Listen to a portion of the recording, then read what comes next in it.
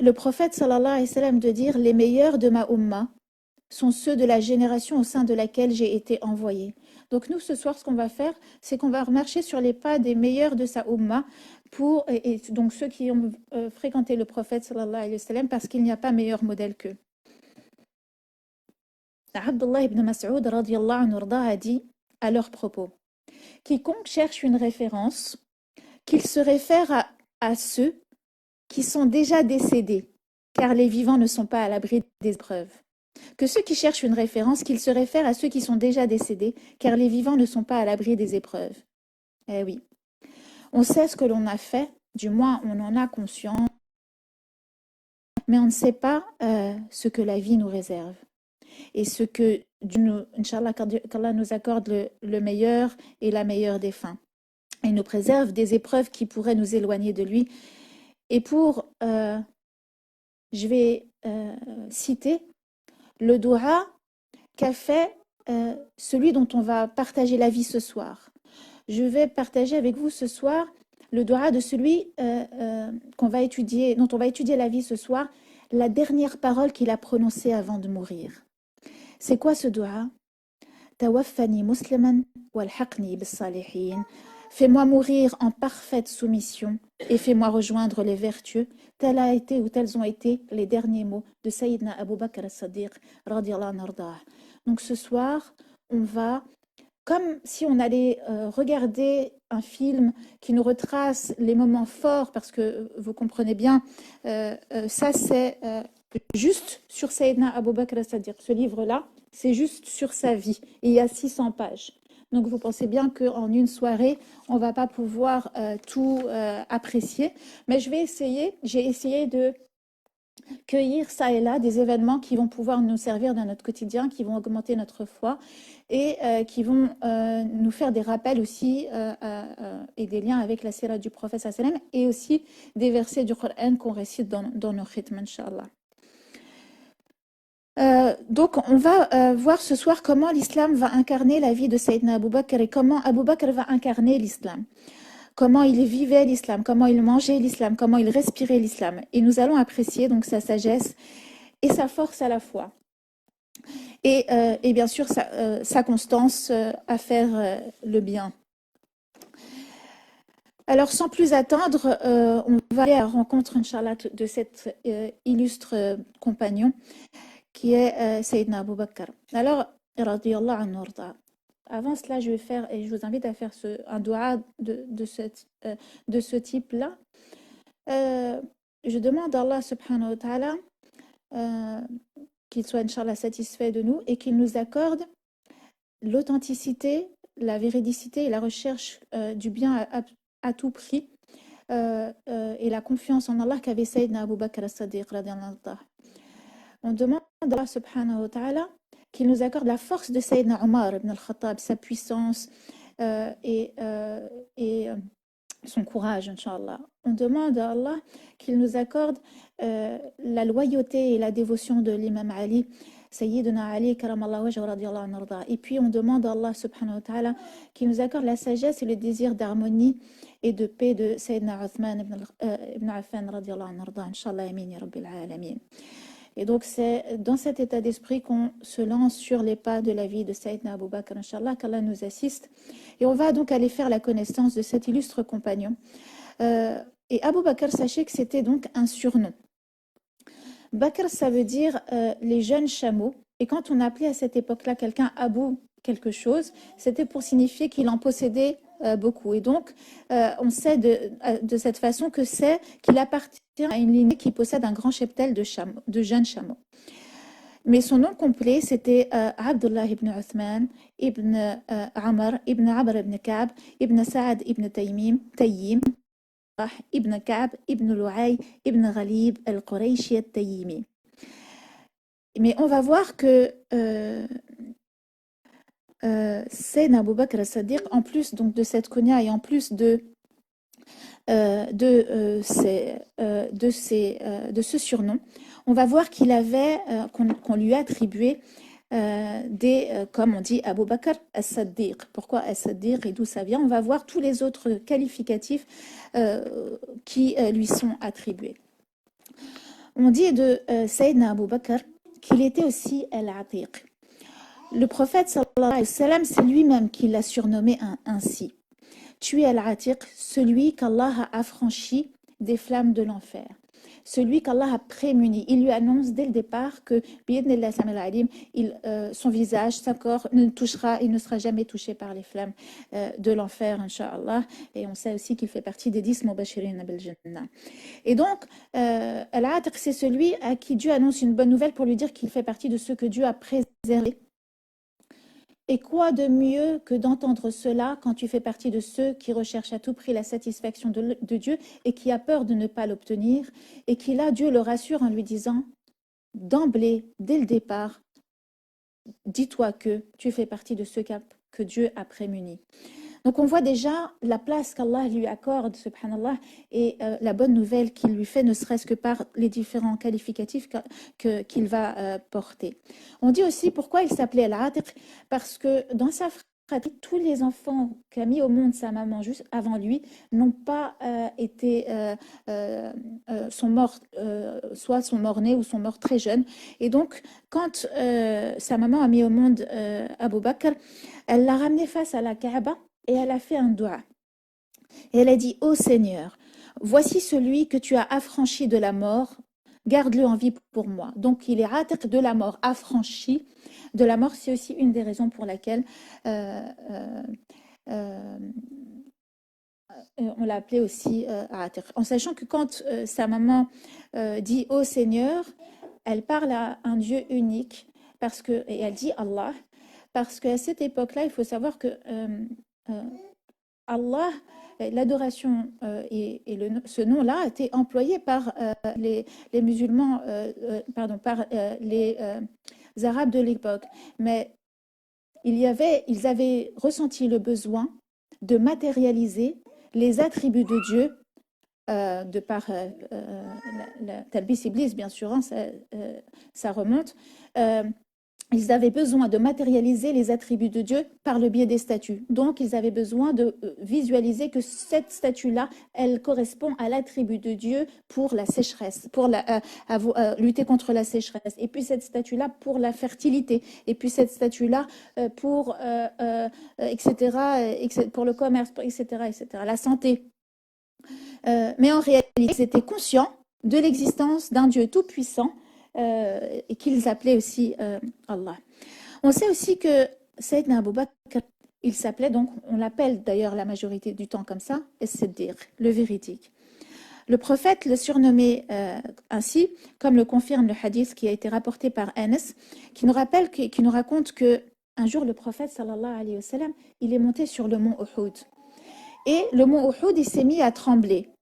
Et le prophète sallallahu alayhi wa sallam va parler au mont Uhud. Il va parler à la montagne. Et on oublie ça, comment le prophète sallallahu alayhi wa sallam parlait à la nature, parce que pour lui, il avait conscience du vivant. Et nous, en tant que musulmans, on a perdu ce lien au vivant et au sacré. Il parlait à la montagne, aux plantes, à l'arbre, aux animaux, au vent.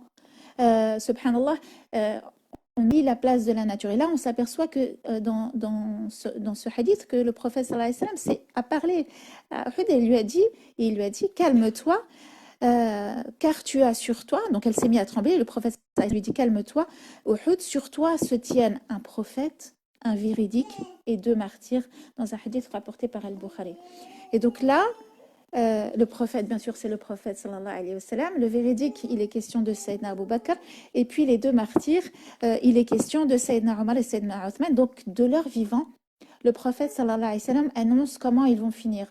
Et ça, c'est un moyen pour les ennemis de l'islam d'utiliser en disant, on verra bien. Si c'est une personne qui dit n'importe quoi et qui parle de lui-même et qui n'est pas inspiré, eh bien, on verra bien si ça va se passer comme ça, parce qu'ils sont encore morts. Et effectivement, quand tu étudies ta vie, tu vois, tu apprends qu'ils sont morts martyrs.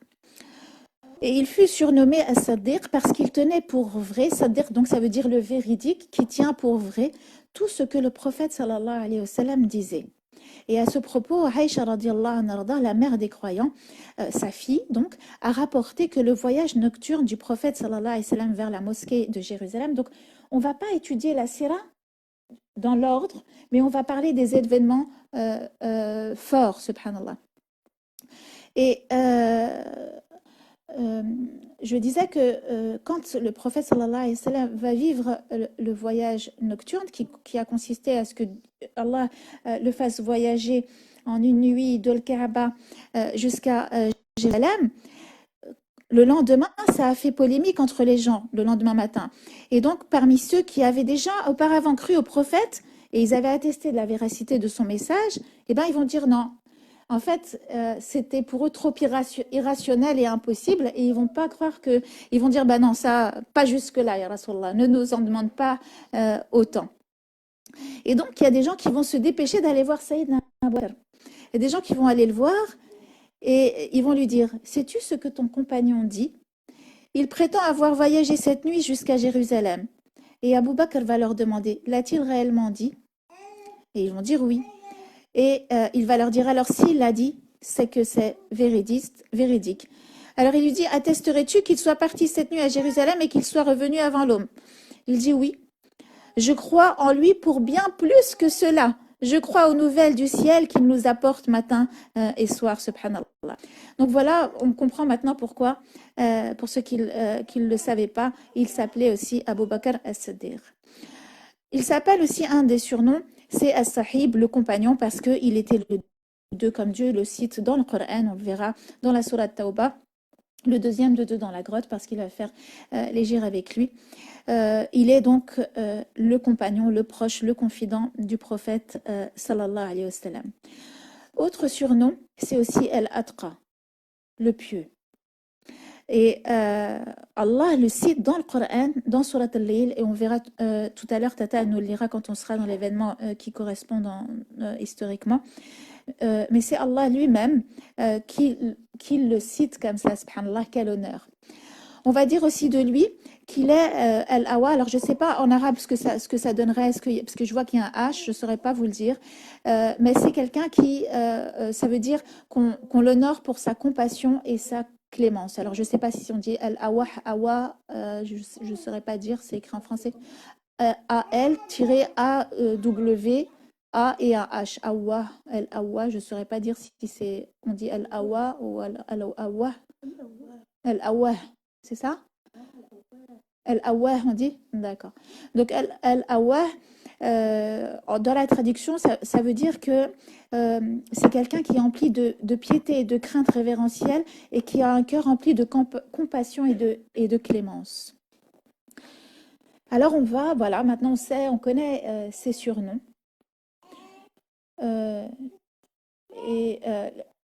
Subhanallah, ça nous donne déjà une idée de ce qu'on va découvrir sur lui dans sa généalogie. Qu'en est-il de sa naissance et de sa description physique? On dit de lui qu'il est né entre 3 et 2 ans et demi après l'année de l'éléphant, donc après la venue du prophète et la naissance du prophète sallallahu alayhi wa sallam.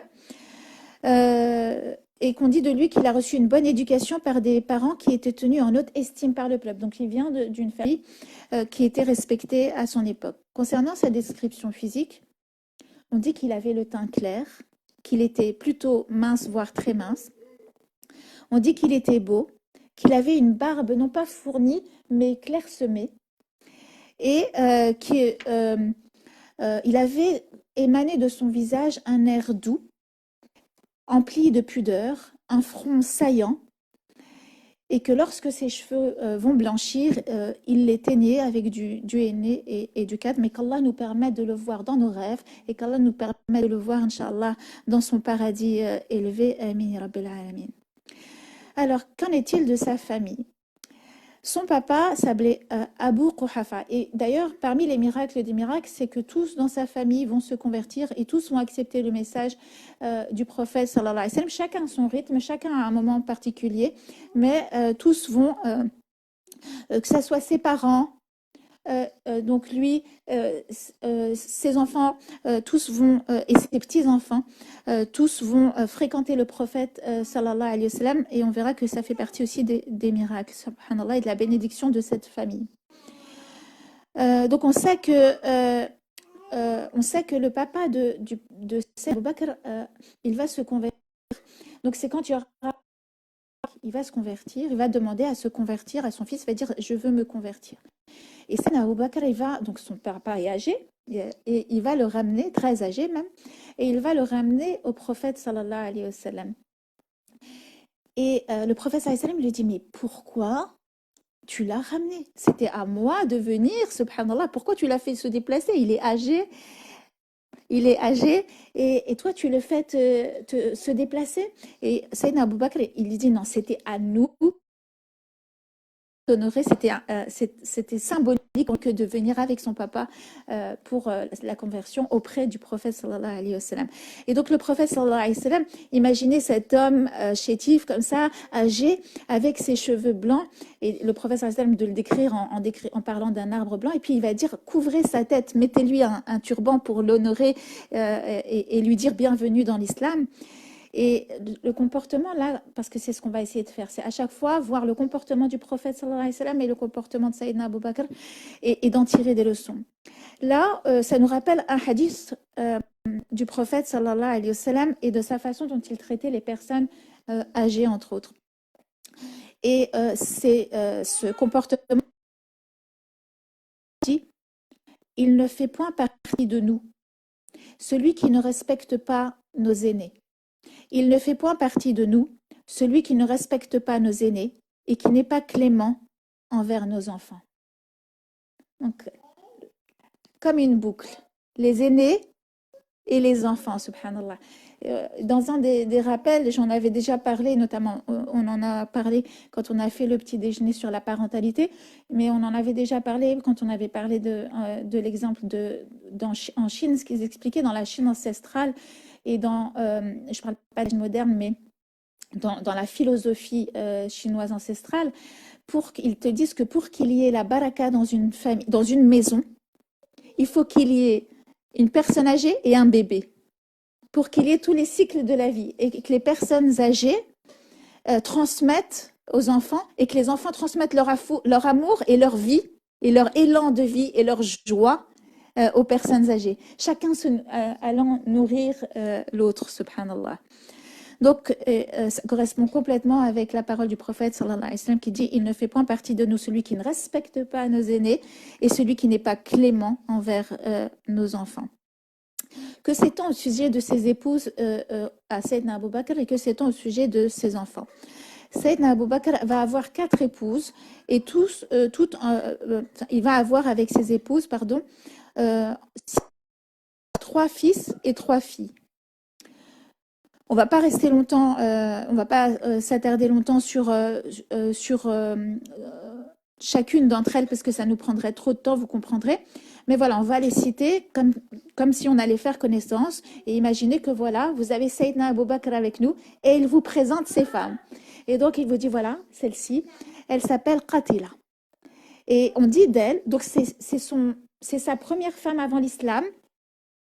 Et on dit d'elle qu'ils se seraient séparés dans la période pré-islamique d'elle et qu'ils auraient divorcé. Et cette femme va lui donner Abdullah et Esma comme enfants.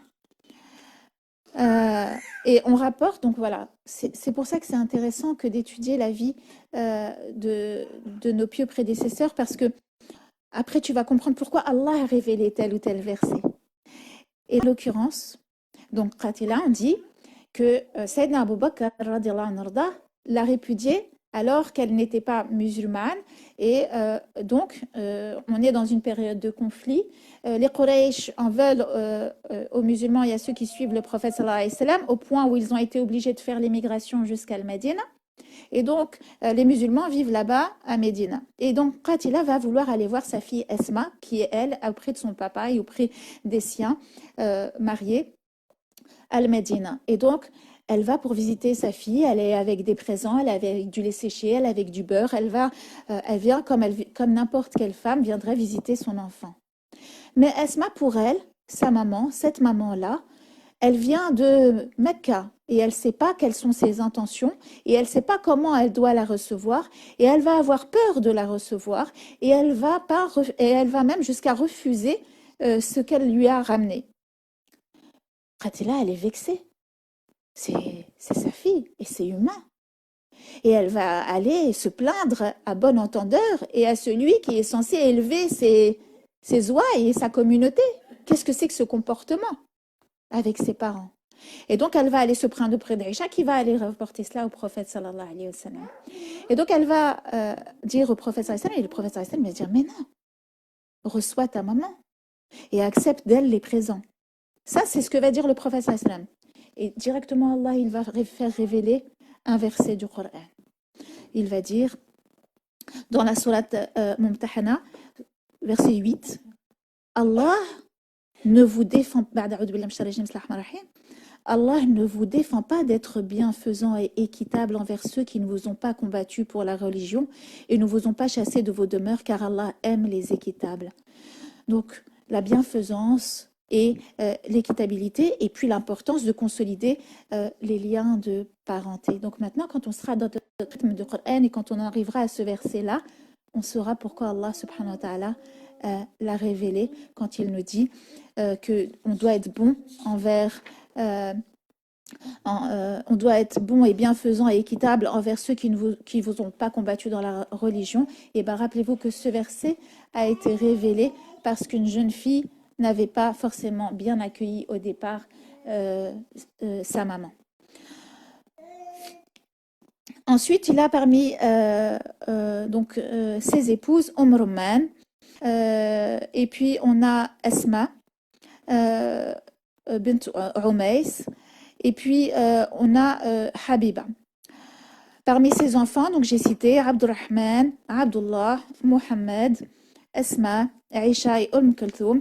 Et je me permets de les citer pour qu'Allah leur envoie notre salut de notre part d'ici là, Inch'Allah. Radiallahu anhu, Inch'Allah, qu'Allah leur fasse miséricorde, Inch'Allah, Amin ya Rabbil Alamin. Il n'existe personne d'autre, homme ou femme, parmi les compagnons, dont les parents et les enfants ont embrassé l'islam et ont rencontré le messager, sallallahu alayhi wa sallam, et dont les petits-enfants le rencontrèrent également, comme je l'ai dit tout à l'heure, une famille de croyants qui ne comportait aucun hypocrite. Et les compagnons ne connurent aucune famille comparable à celle de Sayyidina Abu Bakr as-Siddiq. Alors, on va voir que on continue de faire connaissance avec Sayyidina Abu Bakr. En quoi et pourquoi aussi il était connu. On sait que Sayyidina Abu Bakr était une personnalité éminente et que avant même qu'il ne devienne musulman, il était consulté par les notables de la Mecque pour son savoir, sa sagesse, et notamment pour une science qu'il maîtrisait. Sayyidina Abu Bakr était spécialiste en généalogie et en histoire. Il connaissait les généalogies, les histoires des tribus. Et sa particularité, c'était qu'il était dans le respect de toutes les histoires, de toutes les généalogies, sans dénigrer aucune d'elles et en respectant toutes les personnes qui composent cette généalogie. Il ne critiquait jamais les origines de qui que ce soit, ni n'en mentionnait les défauts. Au contraire, il était dans le fait de raconter les bienfaits de telle ou telle généalogie et était plus grand généalogiste des Quraysh, subhanallah. On sait aussi de lui qu'il était commerçant et qu'il se rendait jusqu'en Syrie et partout. Il verra, en tout cas, il était aimé de son peuple. On sait aussi de lui, subhanallah, qu'il a toujours eu, avant même l'islam, un caractère intègre et qu'il n'a jamais été attiré, on va le voir, ni par le polythéisme, ni par, comme le prophète sallallahu alayhi wa sallam, les festivités de son âge, le vin dans la jeunesse et la désobéissance à Allah avant même d'embrasser l'islam. Et Aïcha radiallahu anha de dire Abu Bakr s'était interdit le vin, il n'en a jamais bu, ni à l'époque de l'ignorance pré-islamique, ni après la venue de l'islam. Et pourquoi?